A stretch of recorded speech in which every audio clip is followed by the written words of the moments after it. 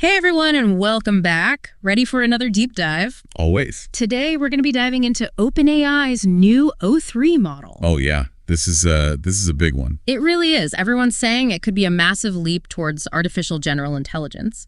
We're basing this deep dive on an article from Future of Work and Society towards the Quaternary Economy. On Medium. Yeah, and get this. It was actually written with AI assistance. I know, right? Kind of blows your mind a little. So we're going to try to figure out what makes O3 so special, why it's got everyone so excited. Is it really a step towards AGI? And what could that even mean for the future? So are you ready to explore the cutting edge of AI? Let's do it. I'm really curious to unpack this one. Me too. Okay, so first, a quick recap. Since ChatGPT came out and basically everyone was amazed by it. Yeah. We've seen just this crazy explosion of large language models. It's been wild. I mean, the article we're looking at even mentions over 200 active LLMs and 1.5 million smaller variants. Yeah, just in the last 2 years, it's crazy. It's absolutely mind-boggling how fast this field is moving. I know. So how does O3 fit into all of this? What makes it stand out? Well, O3 has blown everyone out of the water when it comes to something called the Arc AGI benchmark. Arc AGI, okay. Yeah. Basically, think of it kind of like, the Olympics for AI, where different models compete and show off what they can do. So, it's a test to see how smart they are. Yeah, exactly. But Arc AGI, it's not just about, answering trivia questions or something like that. Right. It's about solving problems in a way that, we as humans find intuitive. Oh, okay. Like spotting patterns. Yeah. Or thinking logically. Yep. And that's really where O3 shines. I see. So, how did O3 actually do on this Arc AGI test? Well, its score was insane. Yeah. 75.7% with high computation. Wow. Yeah. And even higher, 87.5% when it was given more resources. Oh, wow. And to put that in perspective, back in 2024, GPT-4o scored only 5%. Oh, wow. That's a huge difference. It really is. That's why everyone's making such a big deal about it. Yeah, that makes sense. So what's O3's secret? How's it getting these incredible results? It's all thanks to this unique approach they're calling active and adaptive search. Okay, active and adaptive search. Basically, O3 doesn't just process data, it actually strategizes. Think of it like a chess grandmaster, constantly evaluating all the possibilities, making calculated moves to try to find the best solution. So it's not just following a set of pre-programmed rules, it's thinking on the fly. Exactly. Analyzing, adapting in real time. It's amazing. That's really impressive. So then how does this chains of thought thing, how does that fit in? Yes. Yeah. Chains of thought. So O3 can actually break problems down into smaller steps. And this allows it to reason through challenges and come up with dynamic solutions. So it's almost it's planning its moves in advance. Yeah, exactly. It's really starting to look like a form of artificial general intelligence, isn't it? It is. So what does this all mean, practically speaking? How could this kind of AI actually be used in the real world? Oh, the possibilities are endless. Imagine personalized healthcare treatments based on your specific genetic makeup. Wow. Or robots that can navigate completely unfamiliar environments without needing a human to tell them what to do every step of the way. That sounds amazing, but it also sounds, kind of expensive. You're right. There are definitely challenges. These powerful AI models need a lot of computing power. Right. Which, of course, takes a lot of energy. And that can be costly, both financially and for the environment. So it's we have this amazing tool. Yes. But we need to figure out how to use it responsibly and make sure everyone can benefit from it. Exactly. We need to find ways to make these systems more energy efficient, more accessible. And we also have to think about the potential economic impacts. Will AI take away people's jobs? Yeah, that's a big one. It is. We need to think about things like reskilling and how we can adapt to this new technological landscape. It sounds like there are a lot of things to consider moving forward. So what are some potential solutions? What does the article suggest? Well, it really emphasizes sustainable infrastructure. Okay. Especially using renewable energy sources to power these massive AI systems. Yeah, that makes sense. And there's also a lot of research going on right now into creating AI architectures that are more resource efficient. Oh, okay. So that they can achieve the same results, but without using as much energy. That's great. It is. And, to tackle all of these challenges, it's going to take international collaboration. For sure. We need everyone working together to make sure that the benefits of AI are shared globally. Absolutely. It sounds like we're just at the beginning of this AI revolution. We are. The practical applications of these advances are still unfolding. It's exciting to think about what the future holds. Yeah. So we've talked about the power of O3 and some of the challenges it brings up, but the article also mentioned something called Arc AGI 2, which is supposed to launch in 2025. What's that all about? Oh, yeah, that's going to be. Arc AGI 2 is, well, it's the next generation of the Arc AGI benchmark. It's going to be even more demanding, even tougher than the first one. So it'll be even harder for the AIs to pass. Yeah, exactly. Yeah. It'll force the researchers to come up with even more innovative solutions.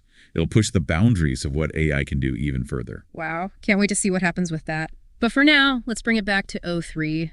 I'm still kind of fuzzy on how this active and adaptive search strategy actually works. Right. So unlike traditional AI models, which might have like a set of pre-programmed responses, Okay, yeah. O3 is constantly evaluating, adjusting its strategy based on, whatever problem it's facing. Like imagine a detective trying to solve a case. They're constantly piecing together clues, testing theories, revising their approach as they uncover new information. Okay, so O3 is kind of like thinking, like actually trying to figure things out instead of just following a set of instructions. Exactly. That ability to think strategically, to adapt to new information, that's what makes O3 so groundbreaking. It's pretty wild, like watching AI evolve right in front of our eyes. What other kinds of problems could this type of AI solve? What else could it do? Oh, just think about scientific research. O3 could analyze huge data sets and find hidden patterns that we humans might miss completely. That's amazing. So it could speed up discoveries, like lead to breakthroughs in medicine or material science or who knows what else. Exactly. Or how about revolutionizing manufacturing? O3 could optimize production, cut down on waste, even design totally new products. The possibilities are endless. It's incredible. We're really just scratching the surface here, aren't we? Absolutely. As AI keeps evolving, we can expect to see even more mind-blowing applications, stuff we can't even imagine today. Okay, this is all super fascinating, but I want to go back to O3 for a sec. Can you tell me a little bit about how the neural networks actually work? Like what's happening inside those networks? Sure. So at its core, O3 is a deep neural network. Deep neural network, okay. Which means it has multiple layers of interconnected nodes. They process information. And those nodes are often called neurons. Neurons, like in our brains. Exactly. It's inspired by the way the human brain is structured. Wow. So O3 is like a huge network of artificial neurons all working together to analyze information and make decisions. You got it. And just like our brains learn from experience, O3's neural network learns by being trained on massive amounts of data. So the more data it's exposed to, the smarter it gets. Exactly. And what makes O3 so special is the sheer size and complexity of its neural network. It has billions of parameters. Parameters? What are those? Think of them as the connections between those artificial neurons. They're what allow the network to learn and adapt. Billions of connections. That's mind-blowing. It is.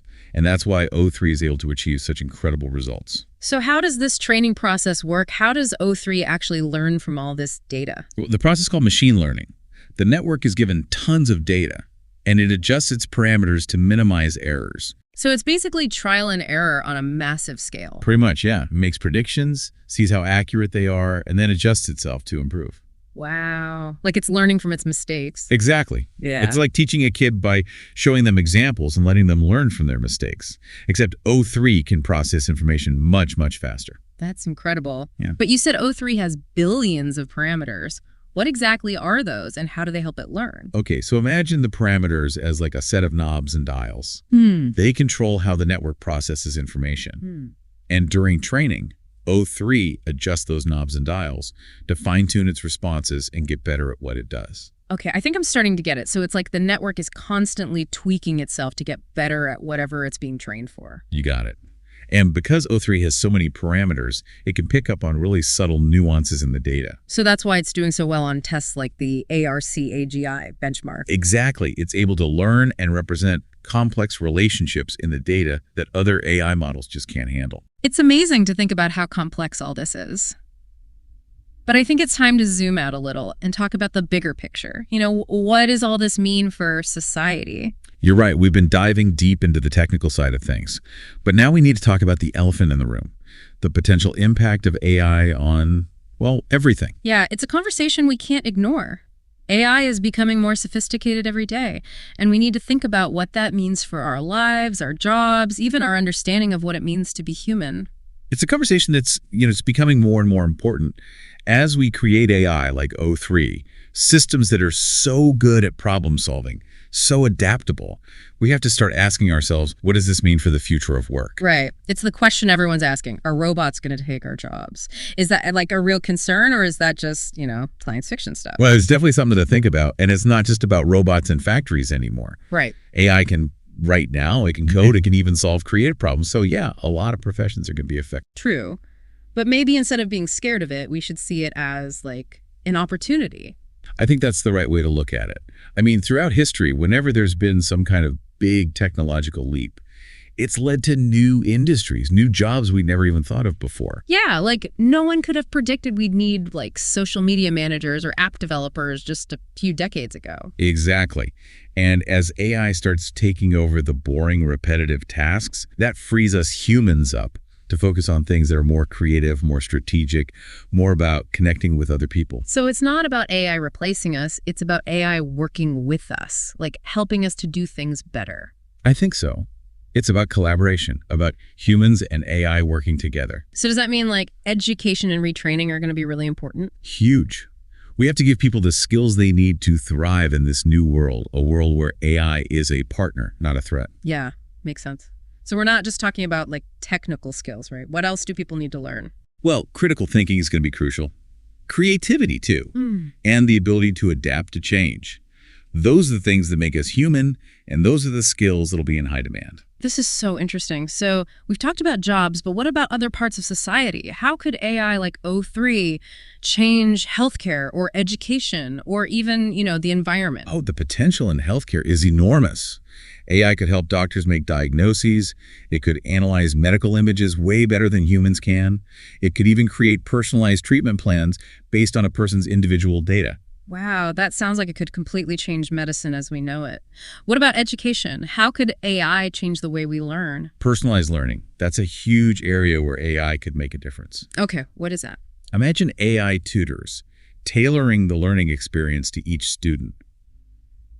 Teaching them in a way that's most effective for them, giving them instant feedback and support. That's amazing. So no more like one-size-fits-all classrooms. Exactly. Each student could learn at their own pace in their own way. And think about it. AI could make education more accessible too. People all over the world, no matter where they live or how much money they have, could have access to high-quality learning resources. Wow, so AI could actually help make things more fair. Yeah. And let's not forget about the environment. AI could be used to make our energy grids more efficient, to develop new sources of renewable energy, even to protect ecosystems. So we can actually use AI to fight climate change. Exactly. AI is a tool, and it's up to us to use it for good. We can use it to solve problems, to create a future that's better for everyone. I love that. So instead of being afraid of AI, we should be thinking about how to use it to make the world a better place. Exactly. The future of AI isn't something that's just going to happen to us. It's a future that we're creating right now with the choices we make. That's such an important point. And it's all about how we choose to use this technology. So this conversation, thinking about these things, it's really crucial. It really is. And it's a conversation that everyone needs to be a part of. So let's bring it back to the article for a minute.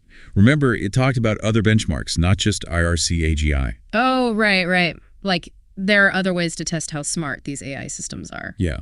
Like Super GLUE, which is all about natural language understanding.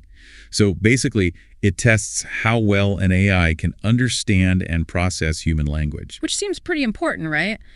If AI is going to be working with us, it needs to be able to understand what we're saying. Right. Super GLUE looks at things like reading comprehension, how well an AI can answer questions, even if it can understand stuff like sarcasm or humor. That sounds really tough. How are AI systems doing on these tests? They're getting better, but human language is incredibly complex. It's definitely one of the areas where AI still struggles. Yeah, even for us humans, language can be tricky sometimes. Definitely.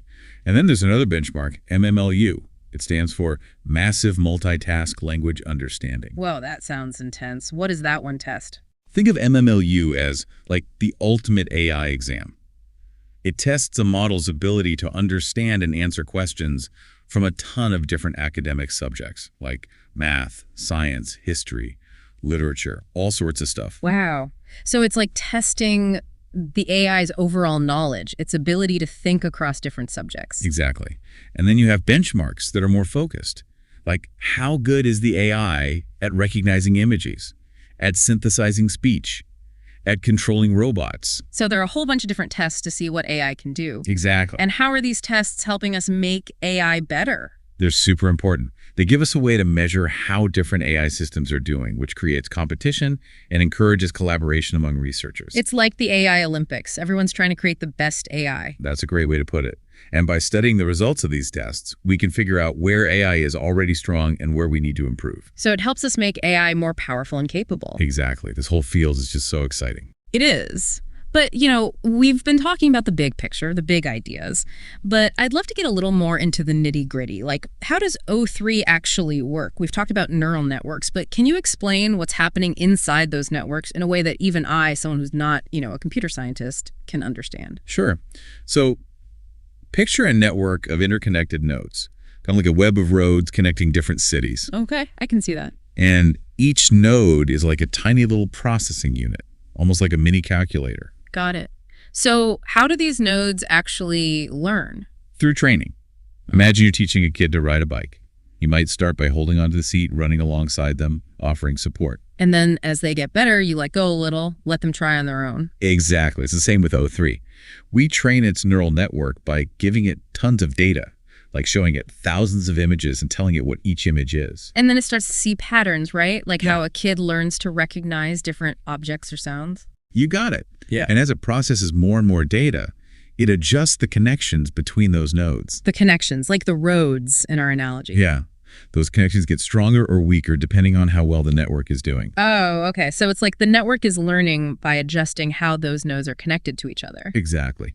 And that adjustment happens through a process called backpropagation.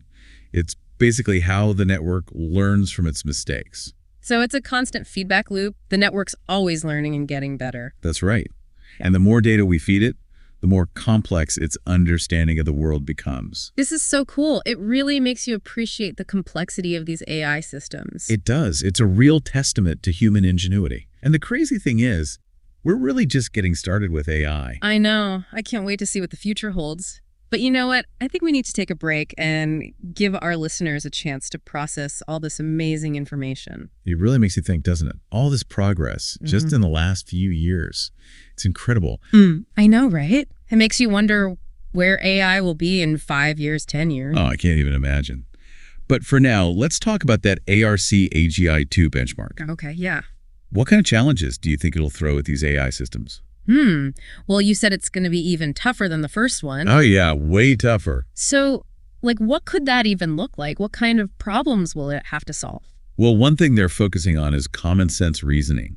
The kind of stuff that we humans do without even thinking about it. Right. But for AI, it's really hard. Yeah, I guess we kind of take common sense for granted. We do. But it's a huge part of how we understand the world, how we make decisions. So Arc AGI 2 might include challenges that require AI to figure things out that aren't explicitly stated. Understand the context, make inferences, even handle situations they've never encountered before. Wow, so they're really trying to get AI to think like a human. Exactly. And it'll be fascinating to see what the researchers come up with, what kind of creative solutions they develop. Yeah. It seems like these benchmarks are really important for pushing AI forward. They absolutely are. They give us these ambitious goals, a way to measure how we're doing. It's like friendly competition, pushing everyone to do their best work. And it's working. AI is advancing at an unbelievable rate. It really is. And it's not just about making smarter AI, right? It's about using it to improve other fields, too. Absolutely. I mean, just look at healthcare, education, even the arts. AI is already having a huge impact. It feels like we're on the verge of something big, like a whole new era where AI isn't just a tool, but like a partner in helping us build the future. I think you're right. But we have to remember, the future isn't set in stone. We're the ones creating it right now with the choices we make. That's a really good point. And it's why these conversations are so important. We need to be talking about the potential of AI, but also the risks.